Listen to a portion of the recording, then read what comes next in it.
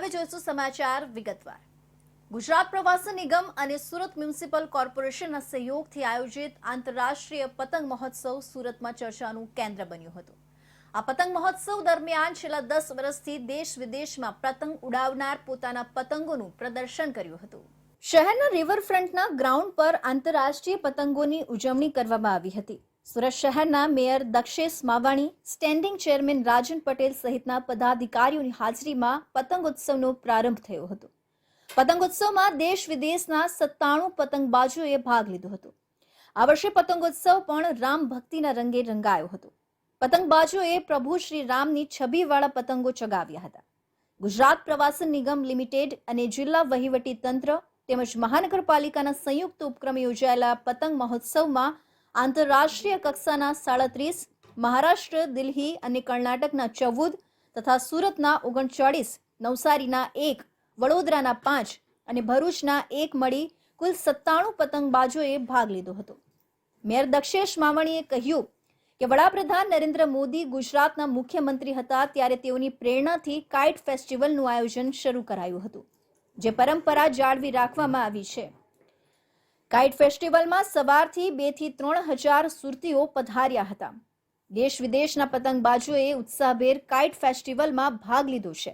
Kite festival की शुरुआत हमारे वडाप्रधान श्री नरेंद्र भाई मोदी साहब जब गुजरात के मुख्यमंत्री है तब इसकी शुरुआत की थी।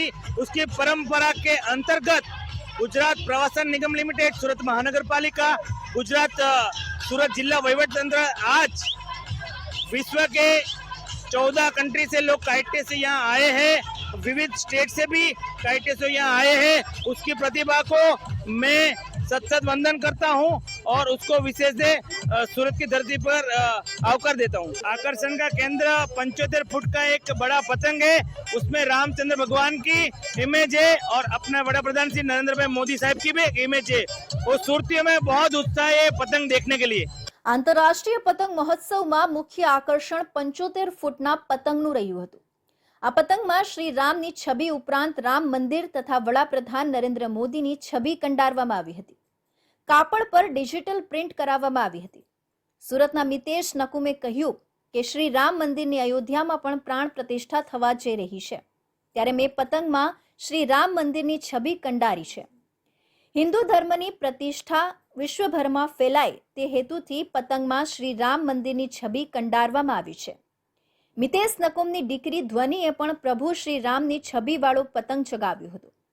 નકુમ 10 વર્ષથી વિશ્વભરના કાઇટ ફેસ્ટિવલમાં ભાગ લે છે। અત્યાર સુધી તેઓ 24 દેશોના ફેસ્ટિવલમાં ભાગ લઈ ચૂક્યા છે। તેઓ પાસે અલગ અલગ 300 પ્રકારના પતંગ છે। શાસકમાના સ્ટુડન્ટ પ્રથમ અને તેના ગ્રુપે પણ શ્રી રામની છબીવાળો પતંગ ચગાવ્યો હતો। Yeah, this festival is extremely fun to be at. I've been to many festivals back home in Denmark, where I'm from, and this one is much grander. It's bigger. It's more colorful, and the people here are way more energetic and excited about this festival. So it's much more different here.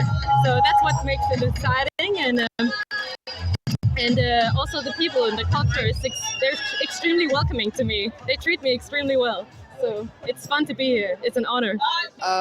ભારતના માનનીય વડાપ્રધાનશ્રી જ્યારે ગુજરાતના માનનીય મુખ્યમંત્રીશ્રી હતા ત્યારથી સમગ્ર ગુજરાત રાજ્યમાં ખૂબ જ મોટા પાયા ઉપર આંતરરાષ્ટ્રીય પતંગ મહોત્સવની ઉજવણી કરવામાં આવે છે। આ વર્ષે પણ ગુજરાતના માનનીય મુખ્યમંત્રીશ્રીના માર્ગદર્શન હેઠળ સુરત મહાનગરપાલિકા અને સુરત જિલ્લા વહીવટી તંત્રે સંયુક્ત રીતે પતંગ મહોત્સવનું આયોજન કર્યું છે। ખૂબ જ મોટી સંખ્યામાં અહીંયા લોકો ઉપસ્થિત છે, બાળકો ઉપસ્થિત છે, વિવિધ રાજ્યોમાંથી લોકો ઉપસ્થિત છે અને વિવિધ દેશોના પણ લોકો અહીંયા પતંગ મહોત્સવનું આમાં પાર્ટિસિપેટ કરવા માટે આવ્યું છે અને આખા સમગ્ર દિવસે આ પતંગ મહોત્સવ અહીંયા ચાલનાર છે। કાઇટ ફેસ્ટિવલમાં દેશ વિદેશના પતંગબાજોએ ભાગ લીધો હતો। ઓસ્ટ્રેલિયાથી રિંકી પોન્ટિંગ નામના એક પતંગબાજ પધાર્યા હતા। તેમના પતંગ કરતા વધુ તેમના નામે આશ્ચર્ય સર્જાયું હતું। ઓસ્ટ્રેલિયન ક્રિકેટ ટીમના ભૂતપૂર્વ કેપ્ટન રિંકી પોન્ટિંગનું નામ હોવાથી લોકો તેમની સાથે સેલ્ફી પડાવતા હતા। સ્પેનથી એક પતંગબાજે પોતાના માનીતા પેઇન્ટરની પેઇન્ટિંગ પતંગ પર કરી હતી। તે પતંગ તેઓ ચગાવી રહ્યા હતા। કંબોડિયાના સિનિયર સિટીઝન કપલે ગોડ ઓફ ડાન્સની તસવીર પતંગ પર કંડારી હતી। નિવૃત્ત યુગલ દર વર્ષે દેશ વિદેશમાં કાઇટ ફેસ્ટિવલમાં ભાગ લેતા